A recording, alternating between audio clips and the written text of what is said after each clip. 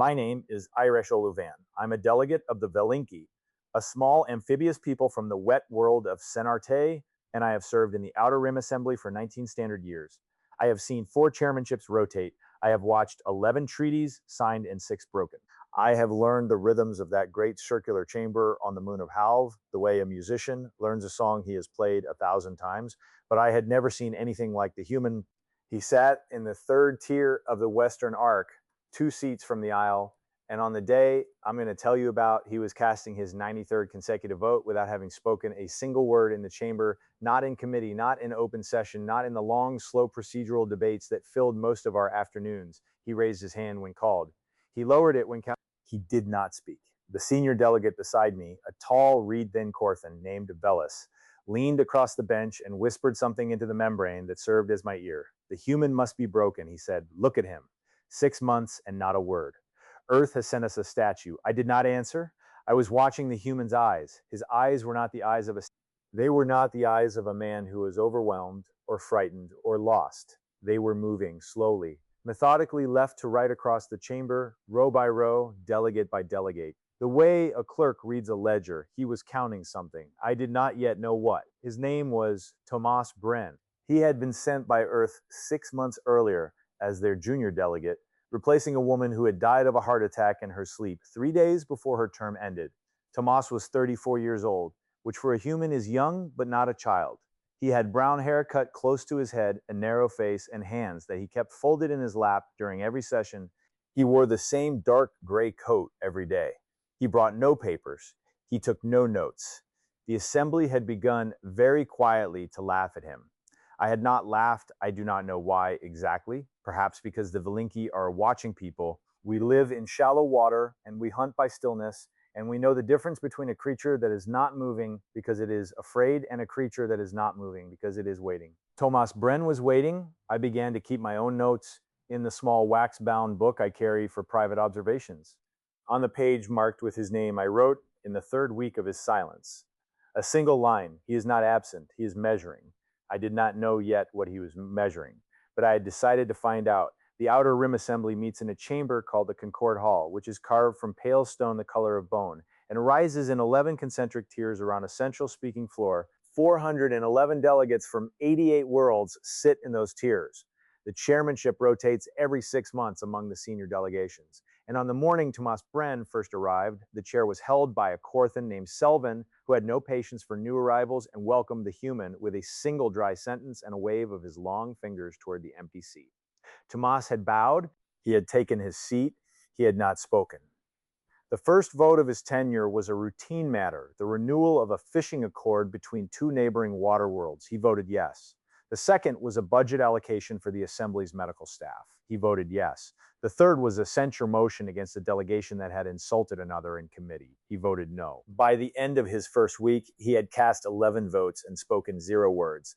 And the senior delegations had already begun to make jokes. Earth's senior delegate, a heavy gray-haired woman named Hala Okafor, sat beside him in those early days and occasionally leaned over to murmur something in his ear. He always nodded. He never replied aloud. After 2 months, she stopped leaning over. After 3, she stopped looking at him at all. I think she had decided, like the rest of the chamber, that Earth had made a mistake. But here's what I noticed, sitting 3 rows behind him. When the chamber was loud, Tomas was still. When the chamber was still, Tomas was watching. When a delegate spoke, Tomas's eyes went to that delegate and stayed there, and read the face the way a man reads a contract. When a vote was called, his eyes went to the tally board and stayed there, and read the numbers the way a man reads a map. He was not bored, he was not lost. He was building something in his head, slowly, the way a stonemason builds a... In the 4th month, a junior delegate from a small forest world, a place called Olantara, whose people are short and bark-skinned and gentle, was speaking in defense of a minor trade clause. He stumbled. He lost his place. The chamber began to murmur, which in the Concord Hall is the same as laughter. The Olantaran delegate flushed dark and looked down at his papers and could not find the words to continue. Tomas Bren did something then that I have never forgotten. He did not stand, he did not speak. He simply raised his right hand slowly and held it open, palm up, in the small private gesture that the Olantara use among themselves to mean take your time, friend. He could not have learned that gesture by accident. Someone had taught it to him, or he had taught himself. The Olantaran delegate saw it. His shoulders straightened. He found his place. He finished his speech.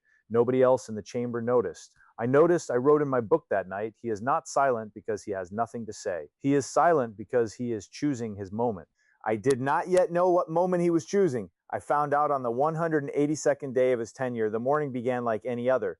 The chamber filled slowly. Delegates greeted one another in the soft babble of 7 dozen languages running through the translation field. I took my seat. Tomas took his. He folded his hands. He looked at the chair. The chair that day was held by a senior delegate named Merrick Voss Halen. Voss Halen was human, which surprises people when I tell the story now, but it should not. Humans are not one thing. Voss Halen was from a wealthy inner system colony called Hadrian's Reach, and he had served in the assembly for 22 years, and he was the most powerful delegate in the chamber. He led a block of 47 delegations, a block large enough to push almost any motion to a vote and almost any vote to a win. He was tall, he was silver-haired. He spoke in a voice that filled the chamber without ever seeming to rise. He was, by every measure the assembly used, a great man. He was also, I had come to suspect, a man who had stopped believing that the small worlds mattered. That morning, Voss Halen rose and introduced a motion that he had been preparing quietly for nearly a year. He called it the Resource Reallocation Mandate. He spoke about it for 41 minutes. He used beautiful words, shared abundance, collective stewardship, the maturation of our common interests. He spoke about the inefficiency of small agricultural worlds producing food only for themselves when the assembly's larger populations were hungry. He spoke about fairness. He spoke about the future. What the mandate actually did when you stripped away the language was this.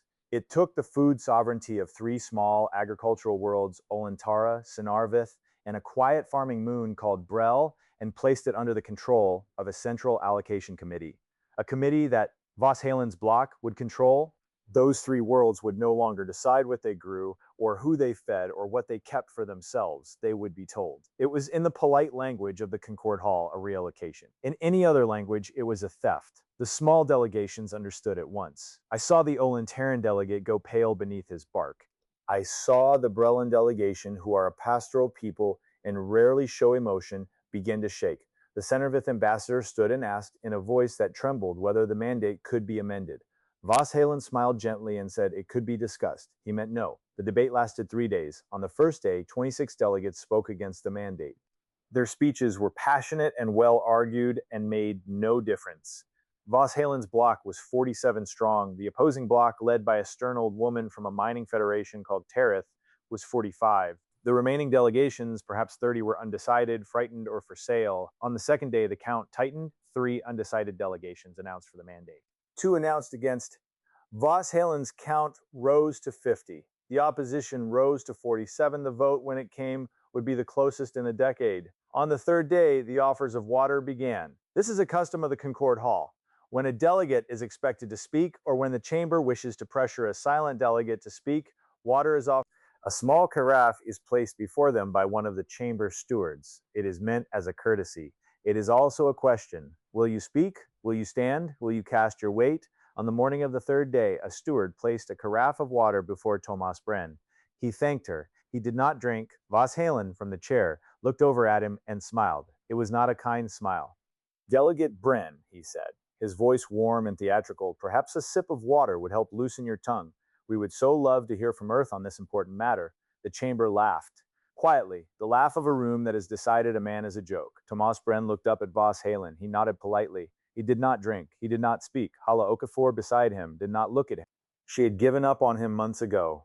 She rose herself and spoke for Earth, a long, careful speech against the mandate that was respectful and reasoned and went nowhere. Voss Halen thanked her warmly. The debate continued. 3 more carafes were offered to Thomas that morning, by 3 different stewards. By, I suspected, 3 different instructions from 3 different delegations who had begun to wonder whether the silent human's vote might be the one that decided everything. He accepted each one with the same small bow. He drank none of them. They sat in front of him in a neat row. 4 small glass carafes catching the chamber light, and he ignored them with the calm of a man ignoring weather.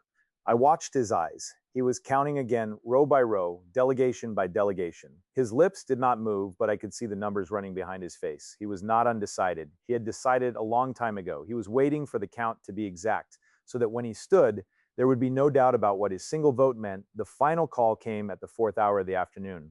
Voss Halen rose from the chair and announced that debate was closed. He called for the vote, the tally board lit, delegations began to cast.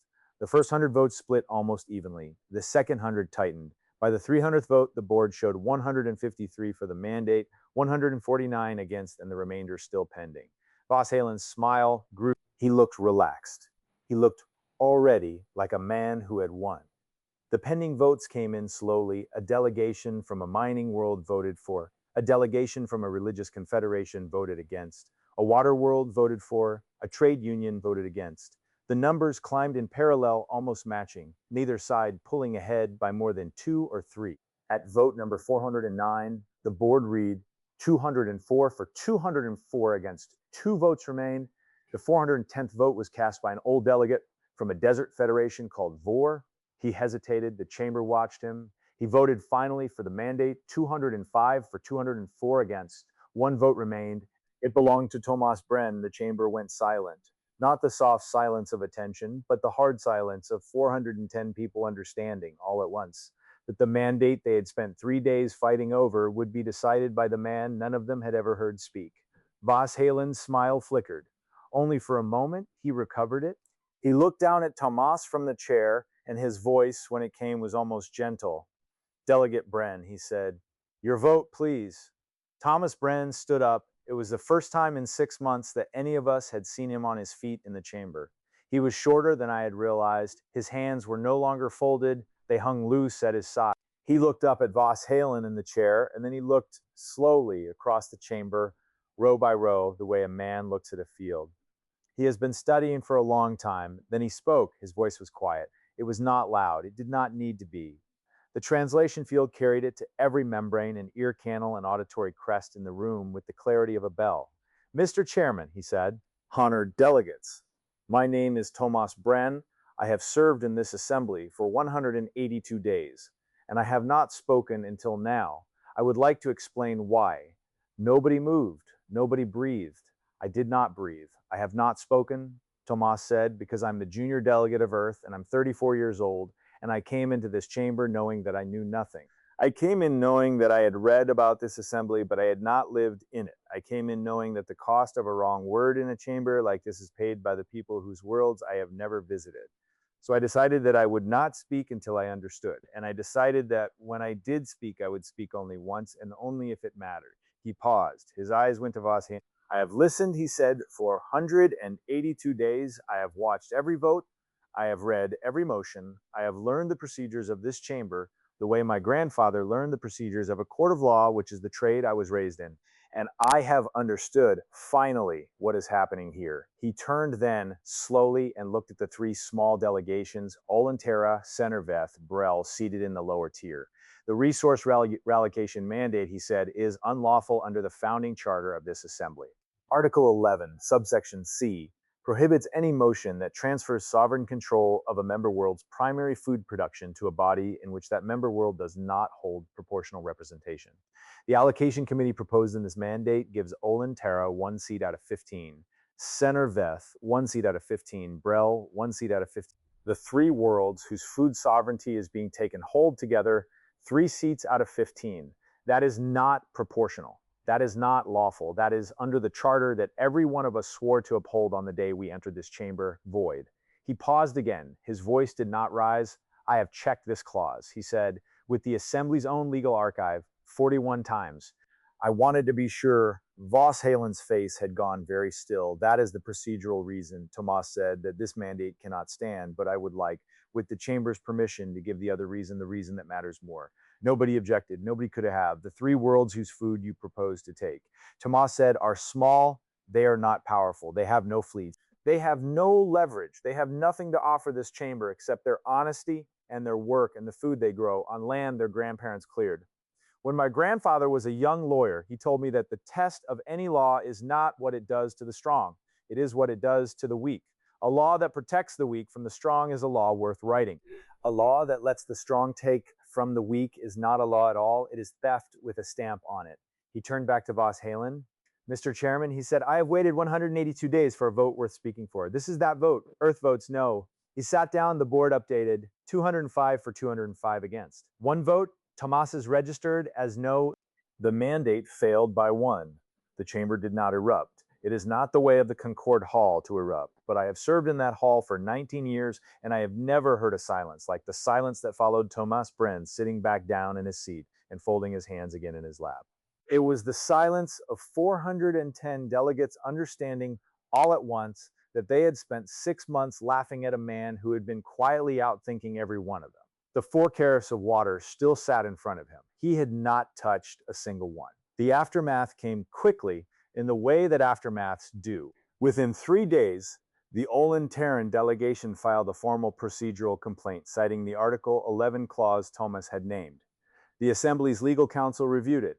They confirmed every word. The resource reallocation mandate was struck from the record not as a defeated motion, but as an unlawful one, which is a harsher fate. It meant that Voss Halen had not merely lost.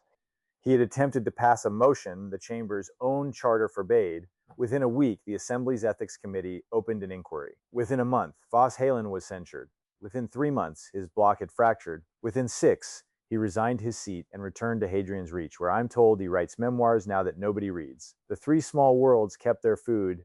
Olintara sent Thomas Brenn a gift, a small carved figure of a tree in the barkwood of their home forests. He kept it on his desk. Senarveth named a grain variety after him. Brel, who are a quieter people, simply sent a letter. I saw it once. It said only, "Thank you, friend. We will not forget."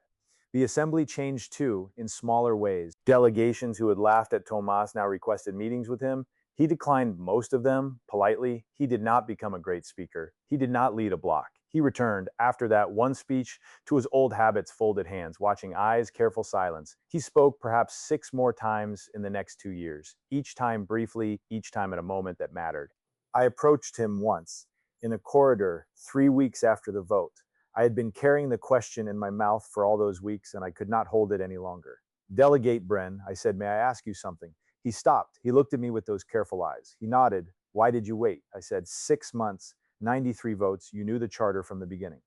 You could have spoken on the first day. He was quiet for a moment. He looked down the corridor and then back at me. When he spoke, his voice was the same quiet voice he had used in the chamber. Because if I had spoken on the first day, he said they would not have listened. They would have heard a junior delegate, a young man, a new voice.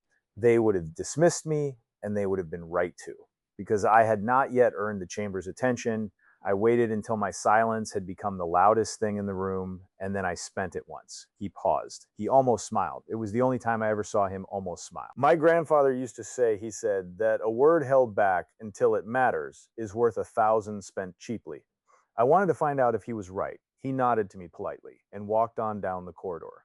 I wrote his answer in my book that night. I have it still. The pages are worn now, and the ink has faded a little, but the line is still legible. I read it sometimes when the chamber grows loud and the speeches grow long, and I begin to forget what we are all supposed to be doing in that great pale hall on the moon of Halv. I am old now. I have served 31 years in the assembly. I have outlasted 6 chairmanships and a dozen blocks and more speeches than I can count. I have heard delegates speak for hours and say nothing. I have heard delegates speak for seconds and change a world. I have learned in those 31 years what humans taught us that day, what one human taught us in a quiet voice, in a chamber that had decided he was a fool. Silence is not absence. Restraint is not weakness. And a word held back until it matters is worth more than 1,000 spent cheaply. That is what I learned from Thomas Brenn. That is what I will remember.